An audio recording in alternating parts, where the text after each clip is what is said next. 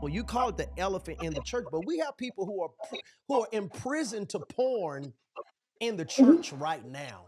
Like, what would you Absolutely. say? What would you say, having experienced it and been through it, got the Mhm. master's, the doctorate degree? What would you speak to that? Because we need help. Let this. I'm gonna keep myself on the boat with everybody. We need help Mhm. in this area, and we got to stop treating it like it's taboo and pushing these people to the side, or just shoving it under the table when in fact it could be the very man that's teaching the people that even can be struggling himself, him or herself.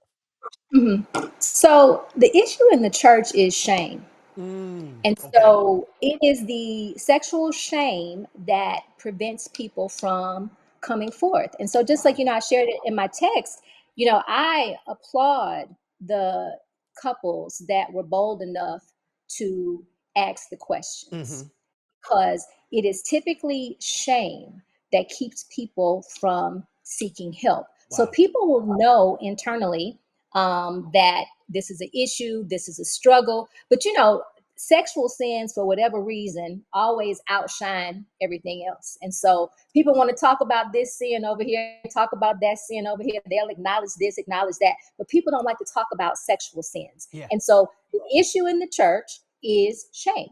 Mm. People do not want to confess the sexual sins. They will confess everything else. And I don't know the backstory for why sexual sins are, get so much heavier weight than Right. other sins. But Right. sexual sins very specifically, and the associated shame is what keeps people from talking about it. So there are lots of people suffering in silence, Mm.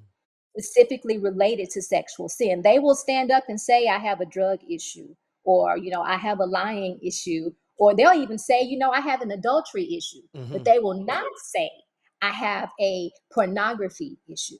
Wow. They would rather just say, I'm an adulterer. It can't Wow. be, I'm addicted to pornography and I'm an Mm-hmm. adulterer. I don't know what that line is right there. But Mm-hmm. very specifically, there is tons of research about sexual shame related to pornography use. And that is what the barrier is that keeps people from coming forth. And if you don't acknowledge it, Right. you can't heal what you don't acknowledge. That's So true. if you can't come to the altar and repent for it, if you can't come and say, I need help very specifically for this issue, you are putting up the barrier there that is preventing you from getting healed Mm-hmm. specifically from that. And Mm-hmm. people will come to the altar and acknowledge everything else, but not specifically Yeah. pornography use. Okay. Okay. So here's the question. Keeping myself in the Mhm, boat.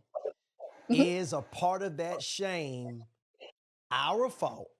And if so, how do we remove that barrier? And when I say our fault, I'm talking about, is it the pastor's fault? Maybe from the way that we've set up the church, our church, just kind of think through that. And if so, what do we need to do in order to help break down that barrier, that wall, or whatever it is that may have been set up as a result of, or is that just one of those unintended taboo things that just kind of been Mm, pushed out the way? I'm not sure. I think the concept of masturbation for a lot of people is embarrassing in and Mm, of itself. yeah, People don't want to always acknowledge that they are self pleasuring, especially men.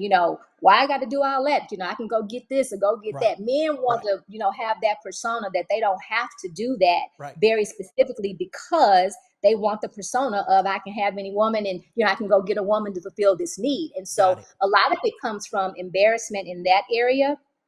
Um, and I don't know where the overarching issue of the sexual shame comes from. I just know that within the church, you know, from the pulpit to the pew, there is a lot of shame, and that's why it's not talked about. Got it.